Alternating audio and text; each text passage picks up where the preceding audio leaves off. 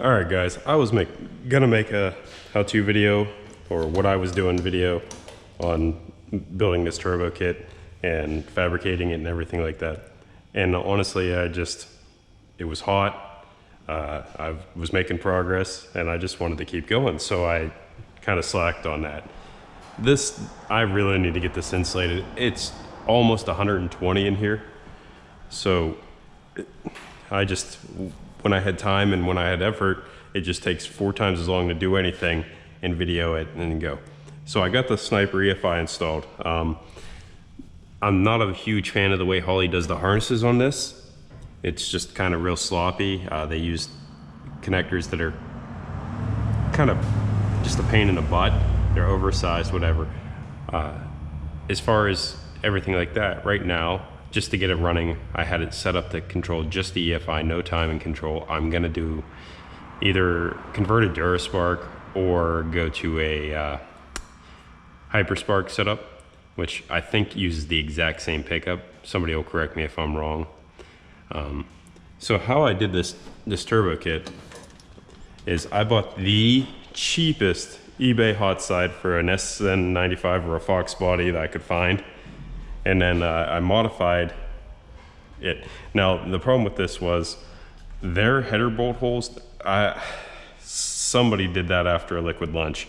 They were not lined up at all. So I had to refix all that, mill them out, shave them and everything. I got a 76 millimeter turbo, just a cheapy bonnet, everything like that. I drilled and tapped it for a signal for the wastegates. This side I used one of the cheapest stainless shorties I could find, and I actually flipped it forward, which means I had to use an oil filter adapter. I'm not a fan of the relocation kits. I just don't like all that extra hosing, so the Ford Motorsport adapter is nice and you can run a few different size filters. I welded down here, a 90 degree onto it. Obviously you cannot mount your fuel pressure regulator on the firewall for NHRA, so I mounted it to the fender well. So there we got that. I'm gonna have to do some different wires because I think I'm gonna use the porcelain Summit kit, because the distributor cap changes from, it goes to HEI style, which are like a male style connector. Whoops. Back you guys off the hood here.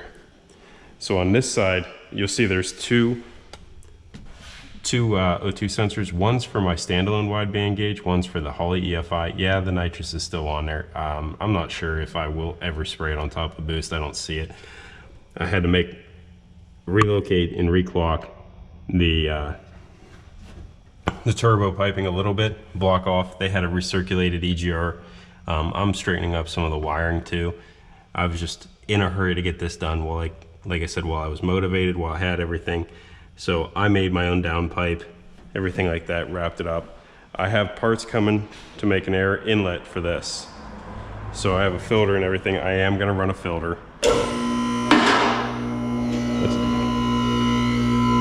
Let's raise it up.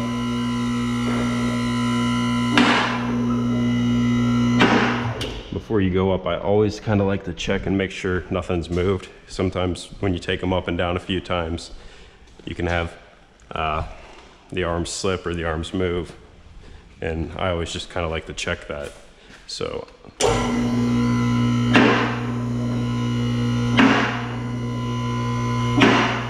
yeah, loose lift, still working well. No real issues with it.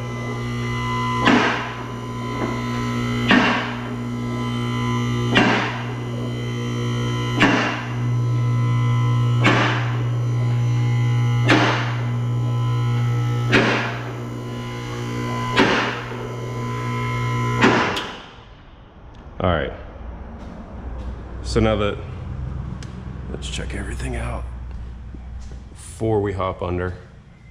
Make sure your arms are okay, make sure they're situated. We're good. You know, sometimes you can give them a little shake. So I routed the downpipe. I'm gonna make a bracket off here to go to either one of the bell housing bolts or somewhere else, but probably one of the bell housing bolts, maybe even off the loader starter. to support the downpipe. So I swooped it up, came around, you know, brought it up. This is into a Amazon muffler with a 3-inch. It might hold back a little power. Obviously I could clean up that a little bit. It might hold back a little power, but it's not gonna hold out a ton. Up here, we got the Amazon 38mm wastegates. Like I said, moments of brilliance there. Piped them out. It doesn't look like you have clearance here, but it's just a video. It actually comes up alongside, and we have plenty of clearance. The suspension only has about 3 inches of total travel anyway, so we're good there. Had to tap into the oil pan. I did buy a steel bung, but you know, it's not necessary. I'm gonna make a bracket to support that a little better, just because I want to. So I have ran it. It does what it's supposed to do. Everything is, you know, sounds good. I don't have any leaks or anything. Always use a little bit of anti-seize on these cheap Amazon any of them really, because they'll gall on you and then you strip the threads out of them. I try to route all my lines. I use 1/4-inch plastic tubing to kind of make the lines, and a little bit better. Oop, scraped you guys again. A little bit better than, you know, running rubber hoses everywhere. I stuck in a 400 liter per hour pump, so we should have plenty of fuel. So it should be a fun ride. I haven't hooked up the boost control solenoids yet. I haven't decided what I'm gonna do, if I'm just gonna leave it on the gate. But this, one of the perks to buying this X-Flow was the fact that it can control boost, everything like that. So boost control is a big deal to me. I just, like I said, I was in a little bit of a hurry to get it all done while I was in the mood, while I was on it. We do have a small oil leak coming from the timing cover. I think it's the front seal, which is kind of my fault. I had the balancer off and I didn't replace the seal. Usually I could get away with it. This time it didn't work out. So overall, I mean, it ended up working out great that I had a Fox body pan in there, because that cutout works great for crossing over the exhaust. I'm pretty happy with that. Everything actually welded up pretty nice. Like I said, I'm pretty happy with everything. But, you know, it's one of those cases of I got to go through and re-neaten it, because in my hurry to get everything done, some things can be routed nicer, some things can be tied together, but it is done. I'll throw in a video of it with its new idle and everything like that.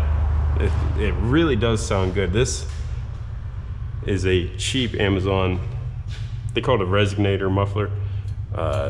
It's just the way they list it, but it actually sounds pretty decent.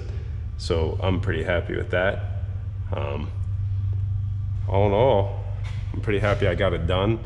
Having a lift made it a lot easier, but I've built a lot of turbo kits on my back. These are the quick release V-bands, so that's nice if I want to take it off real quick. Everything else kind of came together real well. So I'll give you an update. Maybe I'll do some street tuning videos. There's a little bit,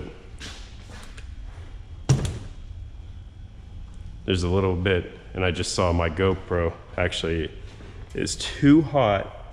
It won't record in 4K. We'll see how the video turns out, because this might be a throwaway. Guys, if you're professional fabricators, you know, this isn't the video for you to watch. If you're a at-home do-it-yourself guy and you know how to make things happen and know how to get things done, this is what I did, and it works well. It'll make boost, everything like that. So all in all, I'm pretty happy with it. I will see, like these oil lines they give you, it's the oil line that came with the turbo.